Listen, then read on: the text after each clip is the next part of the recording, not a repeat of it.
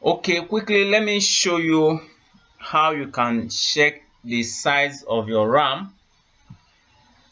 You can go to this PC. Sometimes it may not be on the desktop. If the shortcut is not on desktop, then you go to this icon that look like a folder, and from there you will be able to see this PC. So you right click on it and you will see properties. Click on it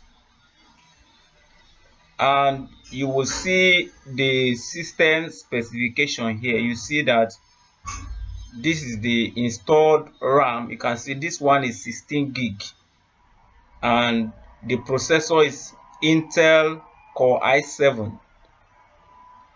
Okay, now you have known the RAM. If you want to know the size of the hard disk, let me close all this. You still go to the same PC, double click on it and look for local disk C. Whatever is the size of the local disk C, that is where you will know the size of your hard disk.